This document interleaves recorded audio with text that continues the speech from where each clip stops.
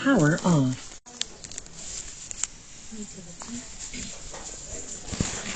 बाप और बच्चे को याद करो। बाप रूहानी सर्जन तुम्हें निरोगी बनने की एक ही दवा बताते।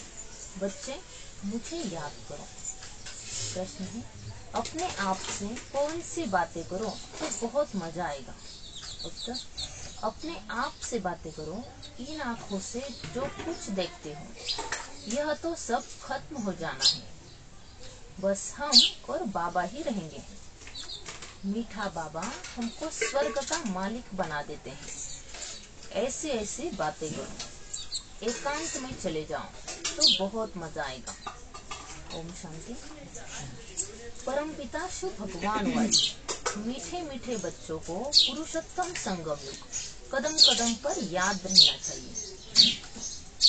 यह भी तुम बच्चे ही जानते हो, सो भी नंबरवार पुरुषार्थ अनुसार यह बुद्धि में याद रहे, हम अभी पुरुषोत्तम संगम युग पर पुरुषोत्तम बन रहे हैं और यह जो रावण का पिंजड़ा है उनसे बाबा हमको छुटकारा दिलाने आया है।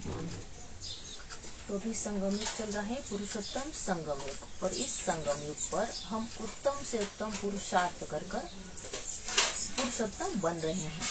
तो इस संगम युग का हमें ख्याल रखना है। कदम कदम पर हमें याद रखना है कि अभी कौन सा समय चल रहा है।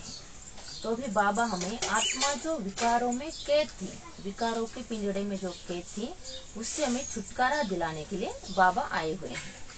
जैसे कोई पंछी को पिंजड़े से निकाला जाता है तो वह बहुत खुश होकर उड़कर सुख पाते हैं। तुम बच्चे भी जानते हो यह रावण का पिंजड़ा है, अनेक प्रकार के दुख ही दुख है। अब बाप आए हैं इस पिंजड़े से निकालने के लिए। जैसे किसी पंछी को पिंजड़े से निकाला जाता है तो वो कितना खुश होकर गगन में अपने ही मस्ती में उड़ता है। तो बाबा कह रहे हैं कि तुम्हें भी मैं इस रावण की पिंजड़े से छुड़ाने के लिए आया हूँ। ये जो दुख की जो दुनिया है, इस दुख की दुनिया से तुम्हें छुड़ाने के लिए मैं आया हूँ। है तो मनुष्य ही। शास्त्रों में लिख दिया है देवता और असुरों की लड़ाई लगी, फिर देवताओं ने जीता। अब लड़ाई की तो बात ही नहीं, तुम अभी असुर से देवता बन रहे हो। आसुरी रावण अर्थात 5 विकारों पर तुम जीत पाते हो, न कि रावण संप्रदाय पर। 5 विकारों को ही रावण कहा जाता है। शास्त्रों में बताया है कि देवताओं में और असुरों में लड़ाई होती है तो देवताओं की जीत होती है। तो बाबा कह रहे हैं कि लड़ाई की तो कोई बात ही नहीं है। अभी तुम्हारे जो संस्कार थे, संस्कारों की वजह से तुम्हारी जो वृत्ति, आसुरी वृत्ति की तुम आत्माएं बन चुकी थी, तो अभी बाबा आकर हमें इन विकारों पर हमें विजय कैसे प्राप्त करनी है, इसका ज्ञान देकर हम आत्मा इन विकारों से छुटकारा पाती है। मतलब सहज ही अपने अंदर के जो विकार है उन विकारों को भस्म करने का प्रयत्न करती है। बाकी किसको जलाने आदि की बात नहीं है। तुम बच्चे बड़े खुश होते हो।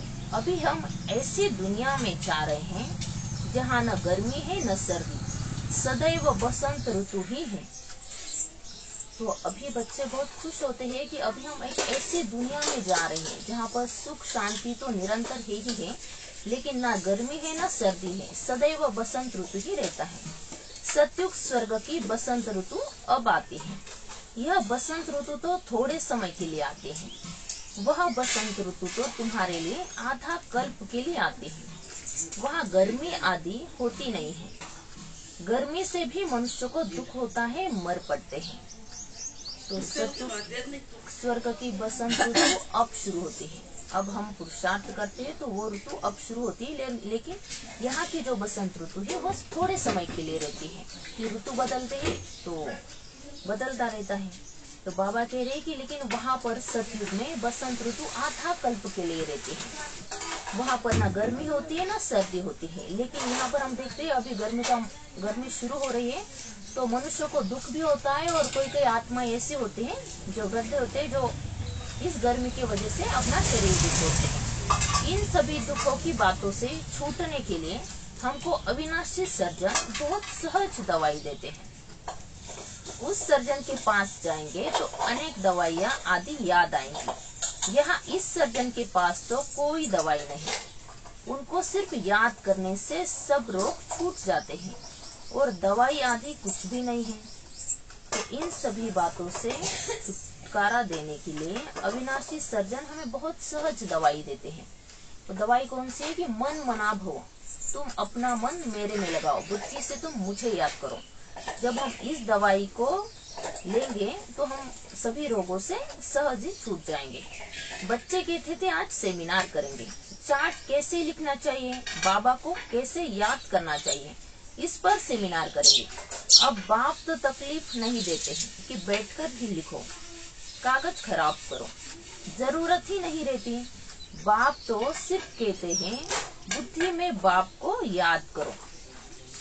तो बच्चे बाबा से कहते हैं कि बाबा हमें सेमिनार करना है कि चार्ट कैसा लिखना है, आपको याद कैसा करना है, इस पर सेमिनार करना है। तो बाबा कहते हैं कि मैं तुम्हें तकलीफ तो नहीं देता हूँ कि तुम अपना समय निकाल कर सबके साथ बैठो, कागज पर कुछ लिखो।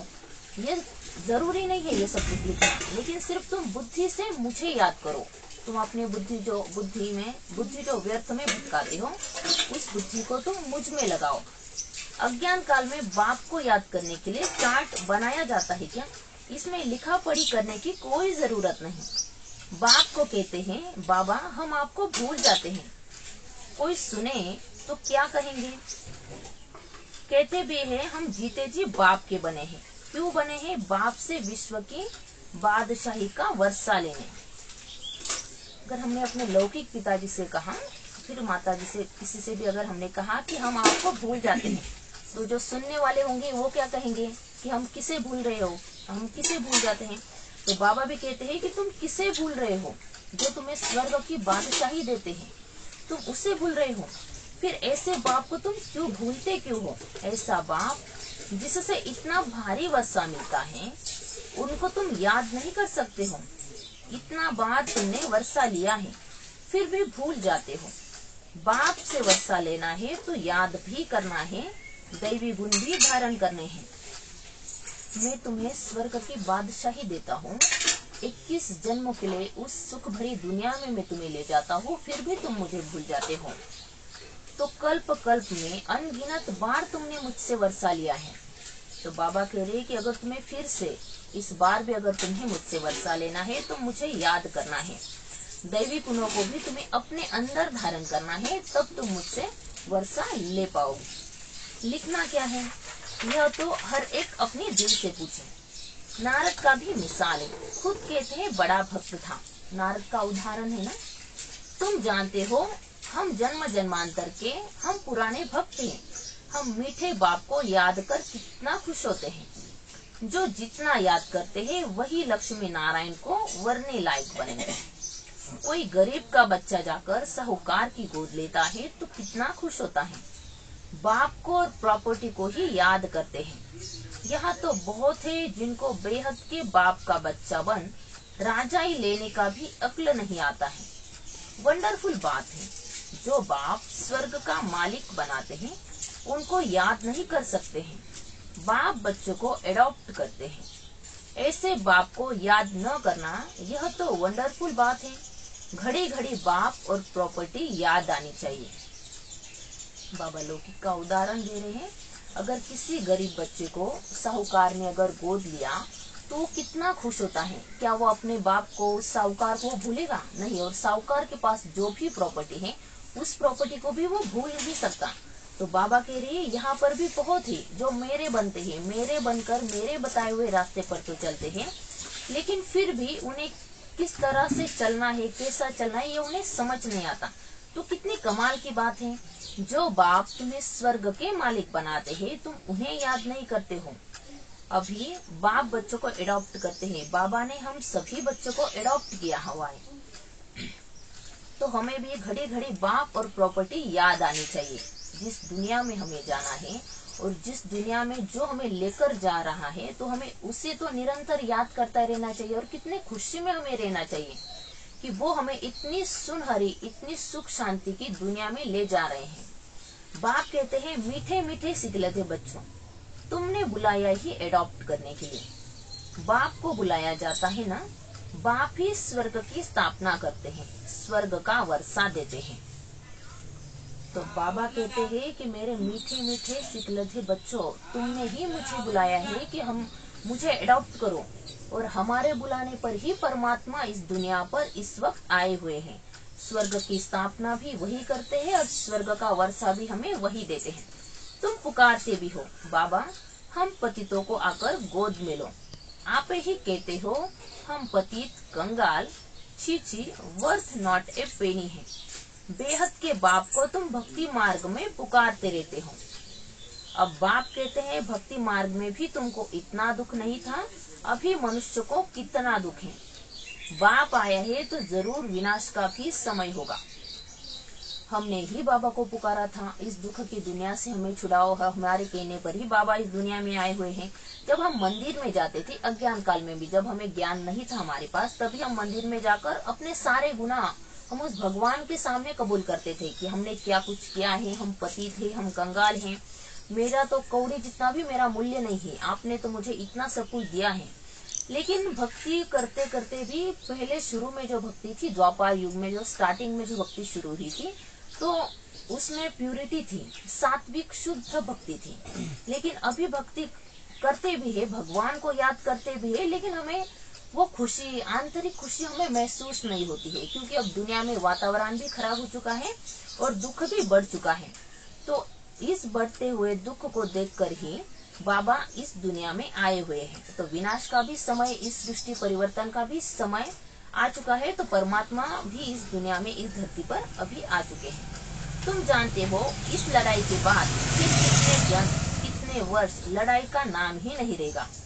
कभी लड़ाई लगेगी नहीं, न कोई दुख रोग आदि का नाम होगा। तो बाबा कह रहे हैं कि इस सृष्टि महाविनाश महापरिवर्तन के बाद कितने जन्म, कितने वर्ष लड़ाई का नाम होगा ही नहीं। मतलब लड़ाई शब्द का अर्थ भी सतयुग त्रेता में पता नहीं होगा। ना ही किसी को दुख रोग, ना ही दर्द होगा। सब वहाँ पर बहुत खुशहाल और आनंद की अवस्था में रहेंगे।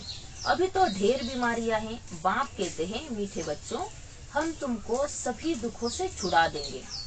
तुम याद ही करते हो, हे भगवान आकर दुख हरो, सुख शांति दो। यह दो चीजें हर एक मांगते हैं।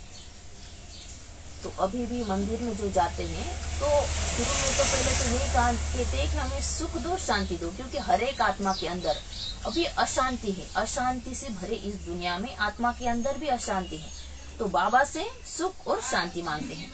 यहाँ है अशांति। शांति के लिए जो राय देते हैं उन्हों को प्राइज मिलती रहती है। विचारों को मालूम ही नहीं कि शांति किसको कहा जाता है।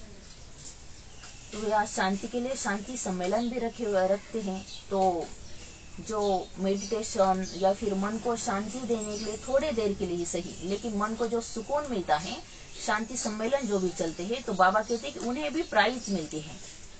शांति तो मीठे बाप के सिवाय और कोई द्वारा मिल न सके। कितनी भी तुम मेहनत करते हो समझाने की, फिर भी समझते ही नहीं हो। शांति परमात्मा के अलावा कोई हमें शांति का अनुभव करा ही नहीं सकते, और ये शांति का ज्ञान भी बाबा ही हमें देते हैं। तुम गवर्नमेंट को भी लिख सकते हो, मुफ्त क्यों पैसे बर्बाद करते हो। शांति का सागर तो एक ही बाप है, वही विश्व में शांति स्थापन करते हैं। गवर्नमेंट के हेड्स को अच्छे अच्छे कागज पर रॉयल्टी से चिट्ठी लिखनी चाहिए। कोई अच्छा कागज देखकर समझते हैं कि शायद यह किसी बड़े आदमी की चिट्ठी है।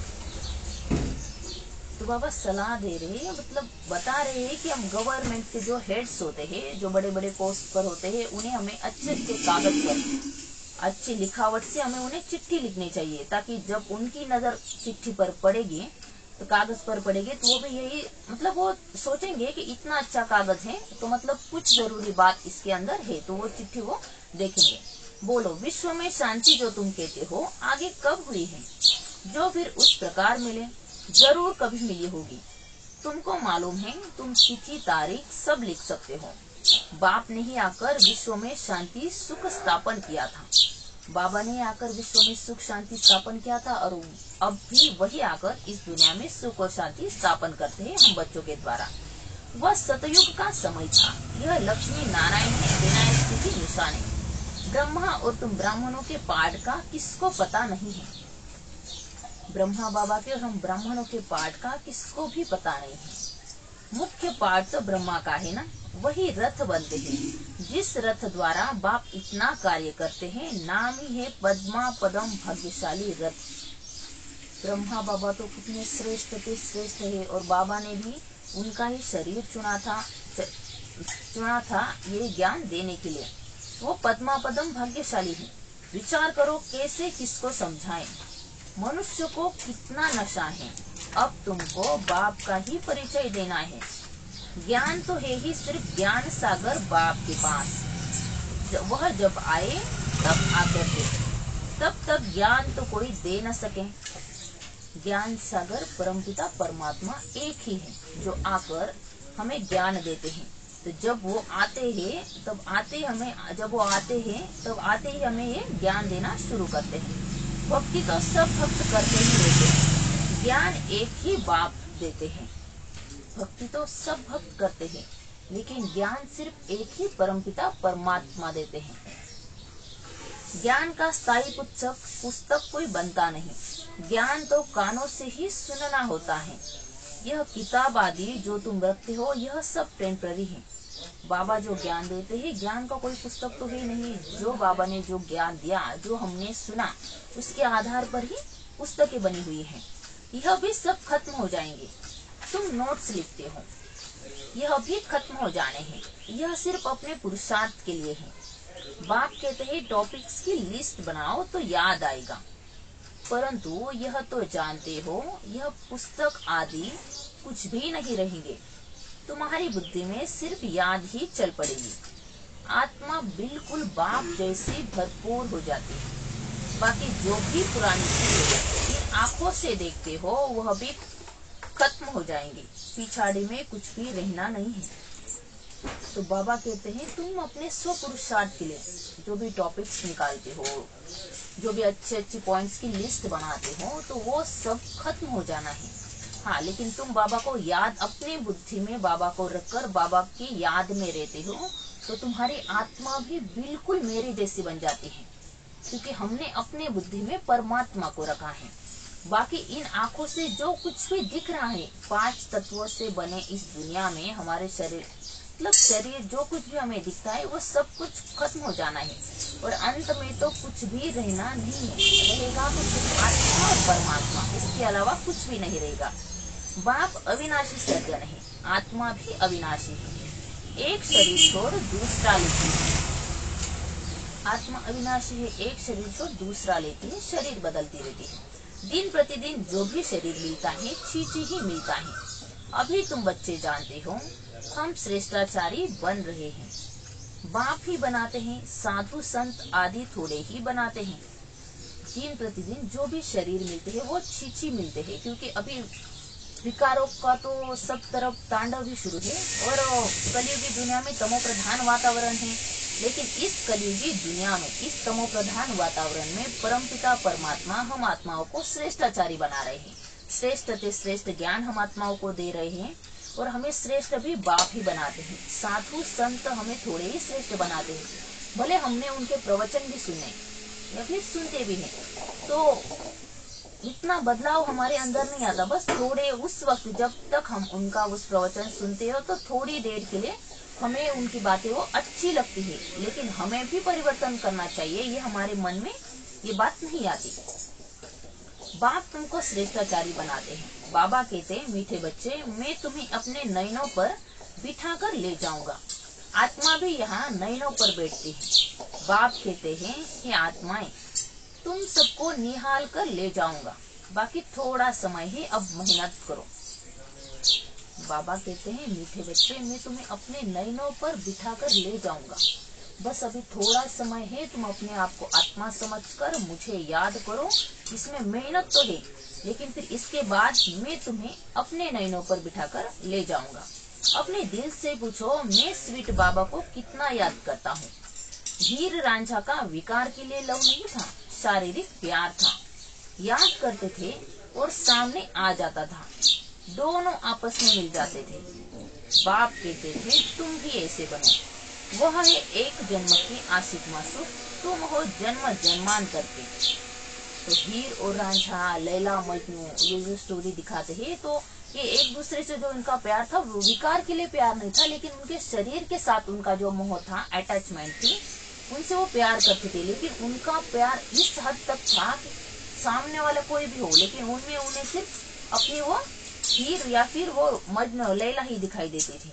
तो बाबा कह रहे हैं कि उनका तो सिर्फ एक जन्म के लिए प्यार है, लेकिन तुम्हारा और मेरा तो जन्म जन्मांतर का नाता है। यह बातें इस समय ही होती हैं। आशिक मासूक का अक्सर भी स्वर्ग में नहीं है, वह भी पवित्र रहते हैं, मनसा में भी ख्याल आते हैं। सामने देखा और खुश हुए। तुम बच्चों को देखने की तो कोई चीज नहीं। इस समय तुम सिर्फ अपने को आत्मा समझो और मासूक बाप को याद करो। तो बाबा कह रहे हैं, इस समय तुम सिर्फ अपने आप को आत्मा समझो और मासूक बाप को याद करो, क्योंकि यह जो कुछ भी हमें आंखों से दिखाई दे रहा है बस ये थोड़े समय के लिए है। आत्मा समझ बाप को बहुत खुशी से याद करना है। बाप समझाते रहते हैं, भक्ति मार्ग में तुम ऐसे आशिक थे, माशूक पर कुर्बान जाते थे। बाप आएंगे तो हे माशूक, हम तुम पर वारी जाएंगे। अब माशूक आया हुआ है सबको गोरा बनाने, जो जैसा है ऐसा बनाने की कोशिश करते हैं। तुम गोरा बनते हो तो शरीर भी गोरा बनेगा। आत्मा में ही खाद पड़ती है।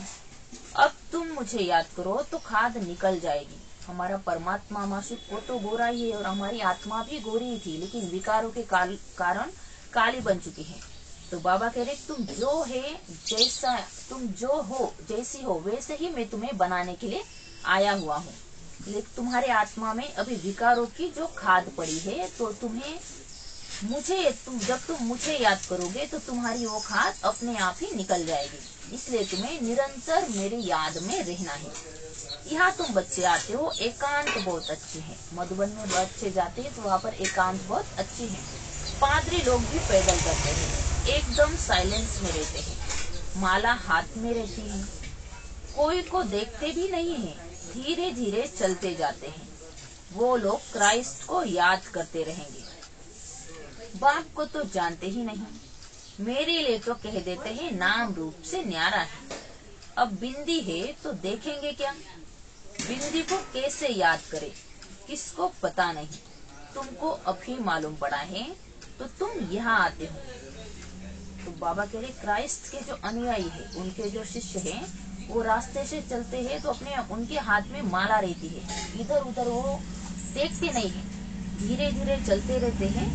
और बाबा के बारे में अगर हम कुछ बताएंगे भी तो वो कहते हैं कि वो तो सिर्फ एक बिंदु है जो नाम रूप से न्यारा है, और बिंदु को हम याद कैसे करें। हमें भी पहले बाबा को याद करना नहीं आता था, लेकिन बाबा ने आकर अपना भी परिचय दिया और उन्हें याद किस तरह से करना है ये भी उन्होंने हमें बताया है। मधुबन का तो गायन है, यह है सच्चा सच्चा मधुबन जहाँ तुम आते हो। जितना हो सके तुम एकांत में याद में रहो, किसको भी देखो नहीं। ऊपर छतें तो पड़ी हैं, बाबा की याद में सवेरे छत पर चले जाओ, बड़ा मजा आएगा। कोशिश करो रात को 1-2 बजे जागने की। तुम नींद को जीतने वाले मशहूर हो। जब हम मधुबन में जाते हो तो ये सच्चा सच्चा मधुबन है।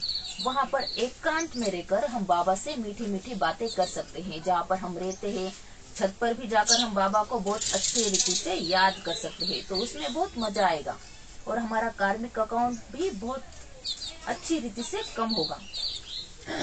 रात को जल्दी सो जाओ, फिर 1-2 बजे उठकर छत पर एकांत में याद की यात्रा करते रहो। बहुत जमा करना है, बाप को याद करते बाप की महिमा करने लग जाओ। तो रात को जल्दी सो जाओ और सुबह 1-2 बजे उठकर मेरी याद में बैठ जाओ, ताकि तुम्हारा बहुत कुछ जमा हो जाएगा। आपस में भी यही राय करते रहो, बाबा कितना मीठा है, उनको याद करने से ही पाप कटेंगे। यह बहुत जमा कर सकते हैं, यह चांस भी अच्छा मिलता है। घर में तो तुम कर नहीं सकेंगे, फुर्सत ही कहाँ रहती है। दुनिया का वाइब्रेशन वातावरण बहुत खराब रहता है। मधुबन परमात्मा भूमि है, वरदानी भूमि है। परमात्मा का अवतरण उस भूमि में हुआ है, तो हम वहाँ जाते हैं तो हम एकांत का अनुभव और अपने आप हम अच्छे विचारों में रहते हैं। दुनिया घर में रहते हैं, परिवार में रहते हैं, हमें वहाँ जाने के बाद उनकी याद भी नहीं आती। तो बाबा कह रहे कि वहाँ जाने के बाद तुम मेरी याद करो, मेरी महिमा करने लग जाओ, ताकि मतलब बाबा में ही हम लगे रहे, इधर उधर की बातें में हम नहीं फंसेंगे। क्योंकि हमें वही तो एक चांस मिलता है कि हम बहुत अच्छी रीति से कुछ जमा कर पाए। क्योंकि घर में तो हम इतना अच्छा पुरुषार्थ नहीं कर सकते, ना कि घर में हमें एकांत मिलता है, लेकिन मधुबन में हमें वो एकांत भी मिलता है और हमें लोग खुश भी रहते हैं, और दुनिया के खराब वाइब्रेशन से हम बहुत दूर वहाँ पर रहते हैं। वहाँ इतनी याद की यात्रा नहीं होगी। अब इसमें लिखने की भी क्या बात है। आशिक माशुक लिखते हैं क्या, वहाँ बाबा के कमरे में जाते हैं या फिर पांडव भवन में जाते हैं, तो वहाँ पर खत लिखते हैं बाबा से, तो बाबा कह रहे कि यहाँ आने के बाद लिखने की क्या बात है। कोई आशिक माशुक के लिए खत लिखता है क्या। अंदर में देखो, हमने किसको दुख तो नहीं दिया है, कितने को याद दिलाया। यहाँ हम आते हैं जमा करने, तो यहाँ कोशिश करो। तो बाबा कह रहे हैं कि लिखने के बजाय तुम अपने आप में झांको, अपने आप को देखो कि मैंने किसी को दुख तो नहीं दिया, और कितनों को याद दिलाया। मतलब बाबा को कितनों को याद दिलाया है, और हम बाबा को कितना याद करते हैं। ऊपर छतों पर एकांत में जाकर बैठो, खजाना जमा करो। यह समय है कि जमा करने का। 7 रोज 5 रोज आते हो, मुरली सुनकर जाए, एकांत में बैठो। यहाँ तो घर में बैठे हो ना, मधुबन तो हमारा घर ही है, तो वहाँ पर हम घर में बैठते हैं, मुरली सुनते हैं। तो बाबा कह रहे हैं कि कोई 7 रोज आता है, 5 रोज आते हो, तो मुरली सुनने के बाद एकांत में जाओ और बैठो। बाप को याद करो तो कुछ तुम्हारा जमा हो जाए। बहुत माताएं बांधे लिया है, याद करती है, बताओ विकार के लिए कितना मारते हैं। खेल दिखाया है ना द्रौपदी के चीर हरे। तुम सब द्रौपदियां हो ना, तो बाप को याद करते रहना है। बाबा युक्ति तो बहुत बतलाते हैं, इसमें स्नान आदि की भी बात नहीं रहती। तो बाबा कहते हैं कि सुबह सुबह जब तुम उठते हो तो तुम हाथ मुंह धोकर भी तुम मेरी याद में बैठ सकते हो, लेकिन हाँ पाखाना लैट्रिन में जाना होता तो स्नान जरूरी है।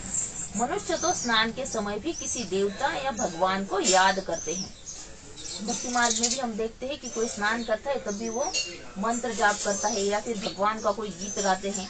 मुख्य बात है ही याद की। भक्ति मार्ग में भी बात याद की है और ज्ञान मार्ग में भी बात याद की है। भक्ति मार्ग में भी हम भगवान को याद करते हैं, जो हमें दिखता है, उनके गीत भजन, उस तरीके से हम भगवान को याद करते हैं। और यहाँ पर भी हमें बाबा को आत्मा समझकर परमात्मा को याद करना है, उनके गुणों का चिंतन करना है, या फिर अपने आत्मा के गुणों का भी हम चिंतन कर सकते हैं।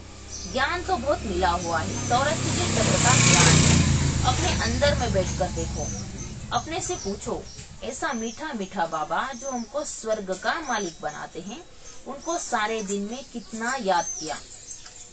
तो हमें एक जगह पर बैठकर अपने अंदर झांक कर देखना है कि ऐसा मीठा मीठा बाबा, तो इतने प्यारे बाबा जो हमें स्वर्ग का मालिक बनाते हैं।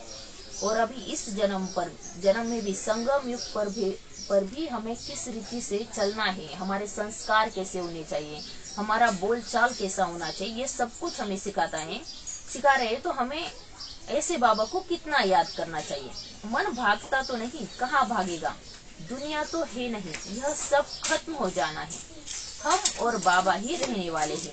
ऐसे ऐसे अंदर में बातें करो तो फिर बहुत मजा आएगा। जब हम योग करने के लिए बैठते हैं तो हमारा मन यहाँ वहाँ जाता है। तो बाबा आज स्पष्ट कह रहे हैं कि तुम्हारा मन यहाँ वहाँ जाता है, तो जाता भी कहाँ है, इस दुनिया में जाता है, जो कि विनाशी दुनिया है। ये दुनिया थोड़ी समय के लिए है, ये दुनिया खत्म हो जाने वाली है। रहेंगे इस दुनिया के खत्म होने के बाद भी अगर कुछ रहेगा तो तुम और मैं, मतलब हम आत्माएं और बाबा ही रहने वाले हैं। तो हमें ऐसे ऐसे अपने अंदर अपने आप से बातें करनी है, तो हमें मजा आएगा। इस ज्ञान में हमें उमंग उत्साह और भी बढ़ेगा हमारा। यहाँ जो भी आते हैं वह बहुत पुराने भक्त है, और जो नहीं आते वह समझो कि आजकल के भक्त हैं। वह देरी से आएंगे अपने पाठ के अनुसार, कोई जल्दी आते हैं, कोई बाद में आते हैं।